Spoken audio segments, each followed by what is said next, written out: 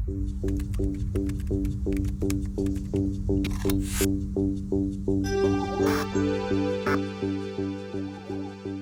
was a music major at North Texas State, very famous, maybe the most famous contemporary music school in the world. Is definitely the school that started the idea of giving a degree in contemporary music being, i.e. jazz. You could actually major in that, and that became a vortex of the great young musicians of the late 60s, early 70s, and on and on. Norah Jones, everybody see on Leno, Letterman, all the studio guys here, they're all out of those bands in North Texas. Now, Berklee School of Music in Boston, Indiana, everybody else, many other schools now have programs like that.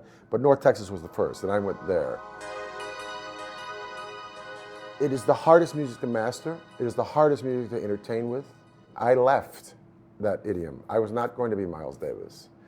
I was not going to be on a bandstand the rest of my life either, so I went to the next most available and resourceful idiom, was theater and acting. And subsequently, I was really, really grateful that I got to throw my musical experience into Buckaroo.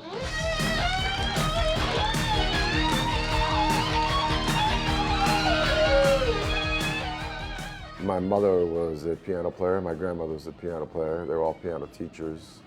So I come from that thing of contemporary American music and classical music. When I got to infuse it with that band, it was a remarkable sort of epiphany for me. Sydney, Buckaroo, how's the patient? Oh, fine, he's doing fine, thanks to you, but more importantly, congratulations. You drove through a mountain. I did. You drove right through a mountain the other day. Jeff Goldblum and I had a sextet for a very long time coming out of Buckaroo, and we still attempt to play together once in a while. He was in New York for a while. We're still dear friends, but we started a trio together. We played together for years, went into a sextet. I now have a separate sextet. He has a sextet. Once in a while we join forces, but yeah, our musical proclivities in the venue of commercialism or audiences began with Buckaroo. There was a feeling of Kazan that, although I never did a movie with Kazan, I did a couple of improvs with him. You felt with Kazan that there was not enough time in the day, that everything would be done now, and that there was a resource to accomplish anything if you had tenacity and you had the guts or internal power to do it. And that was just something he manifested. Adam Ant was an icon in a way, he was a great swing performer, at the same time a rocker, at the same time a sort of a unique look to him. And then Jacques Cousteau was maybe the most all-encompassing or universal or empirical scientist of my time. Yes, there have been specialized scientists, but the first person to bring a consciousness about living organisms on planet Earth to the 20th century and what we may or may not be doing to them and how fun or dangerous they may be and whether we can eat them or not, So you put those together, you put this sort of force of entertainment of Adam Ant together with the sophistication of Jacques Cousteau and the dynamics of Elie Kazan, and you got Buckaroo.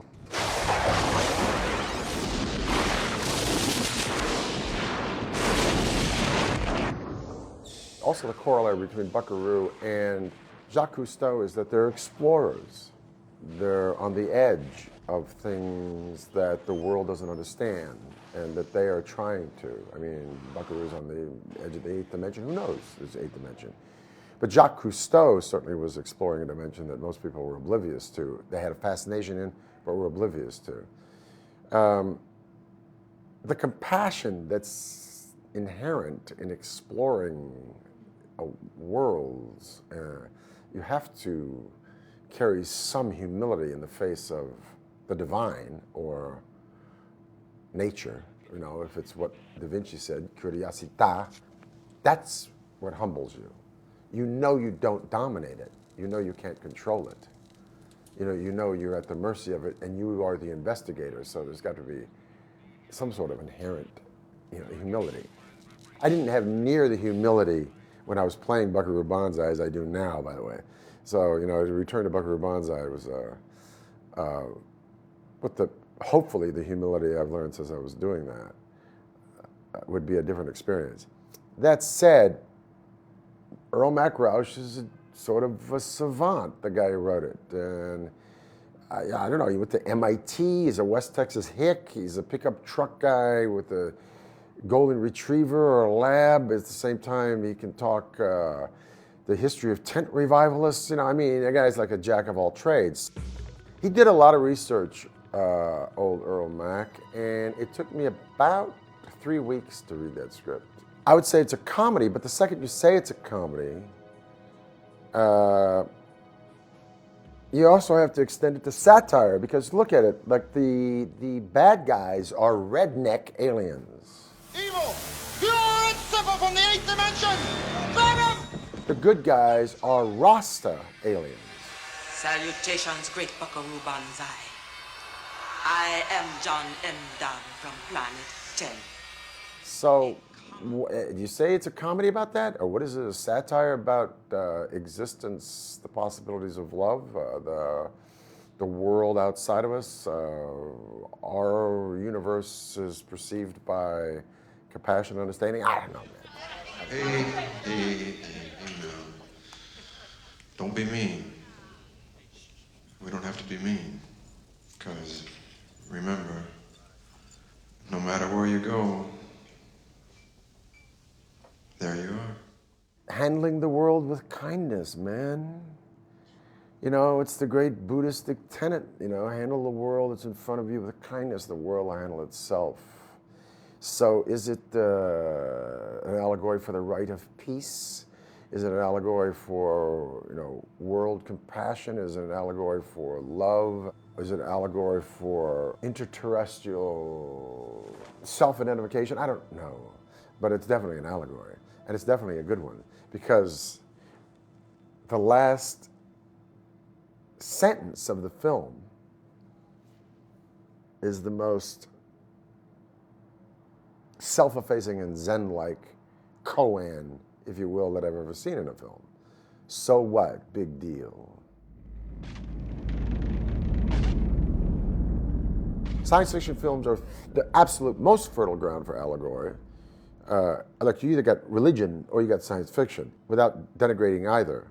They're both about the same thing. They're both, you know, alternate universe or spiritual universe or cosmic universe or collective consciousness, or where you want to go with it.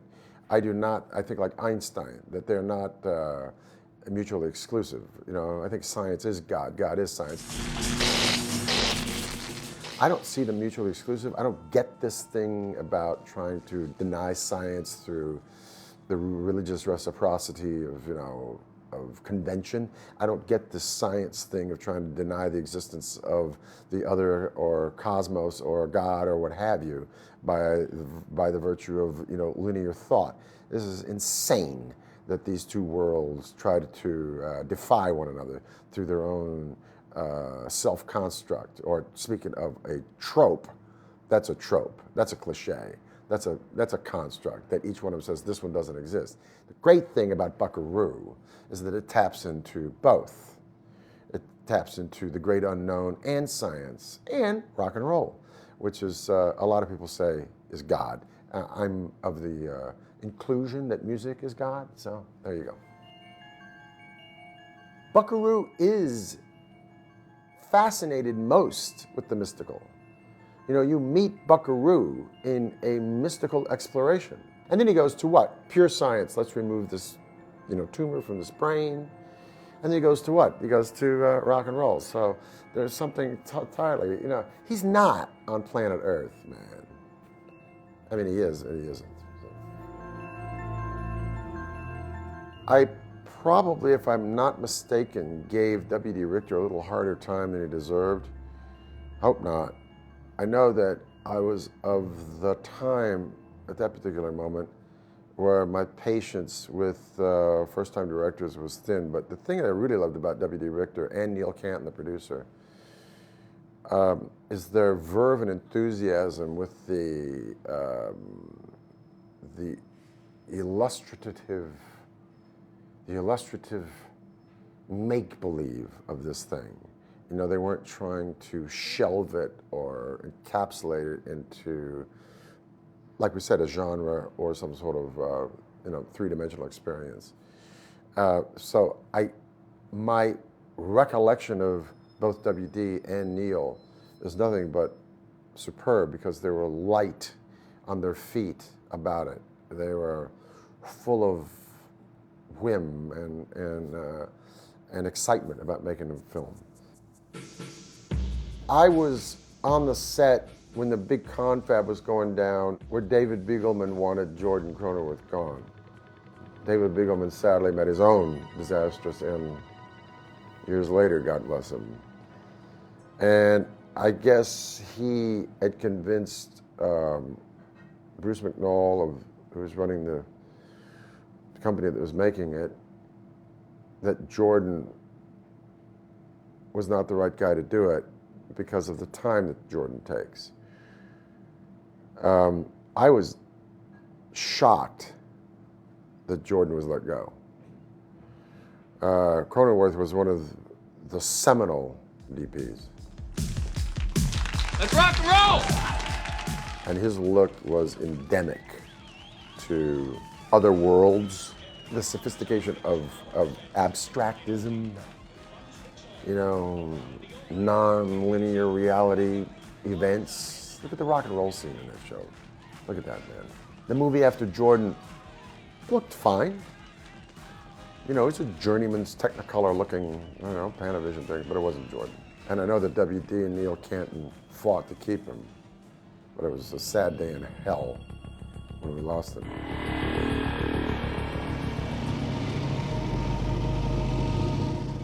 I have a PhD in Italian Renaissance art history. I teach this stuff. This is the beginning of narrative art. Who looks at silent films anymore? I'm teaching a class at UCLA right now.